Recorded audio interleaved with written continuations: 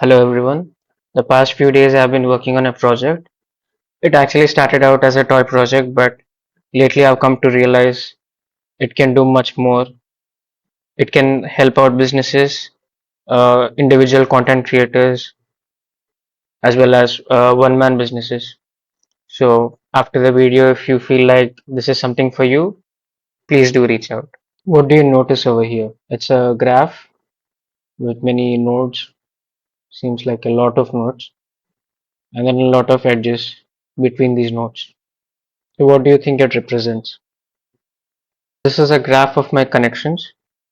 So the way you build connections through social media could be on LinkedIn, Instagram, Twitter, WhatsApp, and this graph is specifically my Instagram followers connections. Just say every person on earth is linked to every other person with 7 connections or less. So if you want to contact Elon Musk, you'll probably have to search a path 4 to 5 people in between to traverse and reach Elon Musk. So within your power of influence, if you want to reach out to a person, you can easily find out the path that you need to traverse to reach that person. So one fine day I was curious how plotting my Instagram followers on a graph would look like. I didn't expect much in the beginning, but after plotting it out and then analyzing the graph, the positions of the nodes in the graph, I realized that a lot of insights can be made by just looking at where they are placed. So there are multiple ways that you can extract your followers and following list to make a graph. The way I think about it is following are the people that are in your radar, but these people might not even know you exist. While followers are the people where you are in their radar, in the followers radar. So if you text a follower, you might hear a response from them. So the most meaningful way you can make a graph is having the edges between nodes be the follower rather than the following connection. So the positions of all these nodes aren't random and they aren't manually set. They are positioned in such a way that they minimize the distance, the total distance between the nodes that they are connected to. And this special feature lets us extract a lot of insights. So if you see in this graph, they form 5 to 6 major clusters. Okay, so this is me, and all the red nodes are connected to this are my followers, and the white nodes are the followers of these red nodes, the mutual followers. So I've optimized in such a way that if there's a follower of mine who has a lot of followers, then it wouldn't uh, disrupt the graph. Instead, it will only take the mutual ones. So if you want to see how this graph can provide you insights, then the rest of the video is for you. Let me start with this cluster. So if you notice, there are clusters within clusters. So this huge cluster has some kind of other clusters. If you see, this is one, this is another, there's a bit of gap over here, and these are a bit sparsed out within the C, and these are a bit clustered over here. So I'd say there are like three and a half clusters within this huge cluster. Okay. So if you notice, all these people are from Isminity. So the way these nodes arrange themselves, they formed a cluster, and this huge cluster are people from Isminity. And if you see the subcluster within this, these are specifically uh, MSc of my batch. If you see, okay, these are MSc Math. I can see people from MSc Physics. Yeah, so this is a bit dense over here,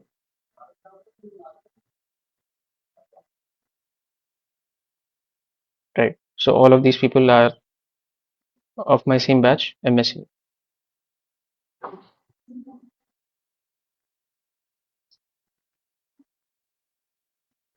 So this is the main cluster. Some of these people uh, are a bit dispersed over here, probably because they are also linked to some other people, which are dragging them out of this cluster.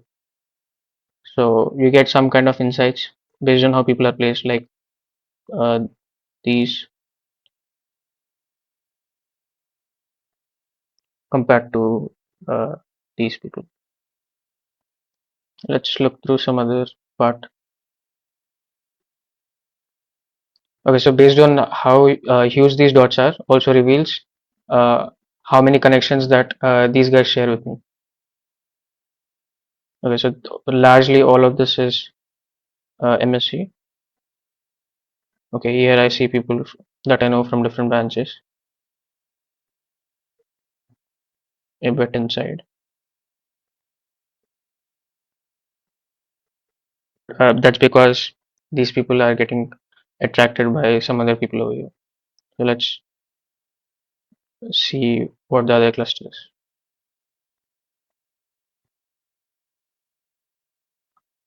Okay, here I notice people from other branches. Okay, CSC, mechanical.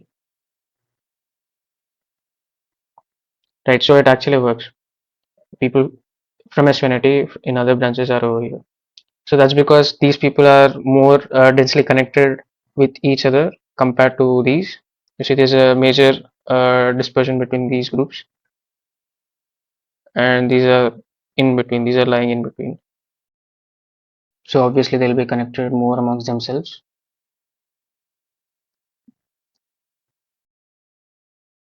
Okay, so that's one kind of insight you can get by analyzing clusters and their subclusters. Let's try to analyze these partial regions. Okay, so this is in between, so probably linked to these clusters as well as some of the people over here.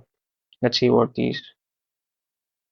Okay, so these are my seniors, and they form this little group over here. Okay, so these people are my juniors, so there's probably some common link over here. So let's zoom out a bit. So you can analyze clusters and their subclusters, how people are densely within some clusters, and how some people are between the clusters. Like these people are between these two subclusters. That means they're majorly related to these two and not this. And some people are like right in between.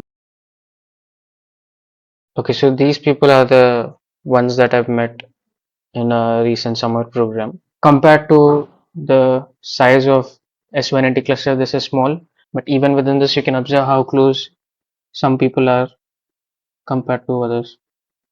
These people are a bit too close compared to this. And another thing that I notice is this part is protruding out of this cluster, and I actually see the reason why. So he's from Surat, and majorly people over here are in Surat.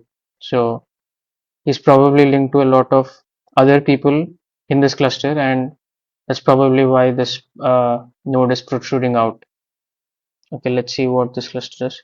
Okay, so these people are from Florida, so I've known them from one of my previous schools.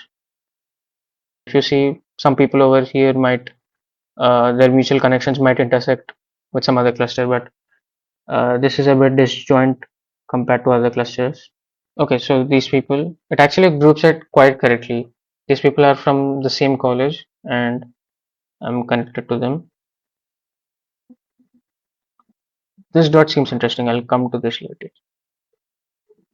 Okay, so these are my school friends. So if you see, it's sparsed out a lot, and uh, probably scope for a lot more connections over here, a lot more people that I know that I'm not connected with.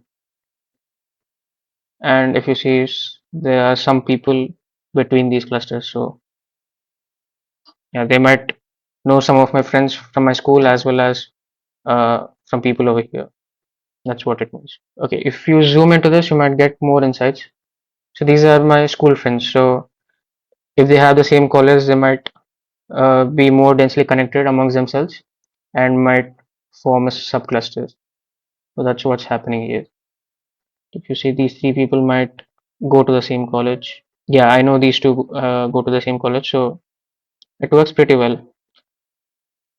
So the people who are in between, you can't guess much because it's either that multiple clusters are pulling them from each end, or probably they are not connected with many people. But if you see the size is huge, so probably they are.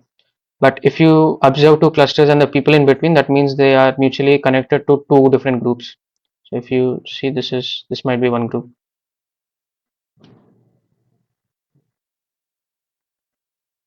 and these seem interesting. Let's see. Okay, so I might actually be connected to them in multiple ways. So this person is a direct connection, but if I notice, they are connected with some people over here, which are in turn connected to some other people that I know from a different environment. So that's what's happening. Okay, so the reason why these points are interesting is because they are between major clusters. So there are points which are between subclusters, and then there are points which are between major clusters. And what's more interesting is seeing those white dots that are almost in the same position as these red dots. It would either mean that they are closely linked to these dots, or that they share the same properties as these red dots. Let's try to see. These are random. If you randomly follow people and if you randomly let people follow you, then your graph might not reveal much. Okay, so this is interesting. Okay, so I met this guy in summer school, and I'm not sure why he's over here and not in a cluster. So I probably know him from another connection as well. Okay, so I've analyzed it for only a few minutes, but if you sit for a while longer, you might gain much more insights. Okay, so this way of representation is far more better than just looking at the users that Instagram recommends, because it's just using a standard recommenders algorithm, and you might not know the reason why it's recommending you some specific user. The max you can do is try to see the mutual connections and see why or how they are linked. But with a graph, you can gain much more insights, and you can just hover over them and see the different ways that they are linked. There are also a few caveats to this, like uh, for Instagram, after a point of time, what I faced was it said my account was compromised and it asked me to change my password multiple times. And with LinkedIn, it might restrict you the kind of requests you make. So depending on the platform, we might have to work around that. But feel free to discuss. I'll share my contact in the description. And if you have any suggestions on other ways to represent this data, do share in the comments. This is really fun.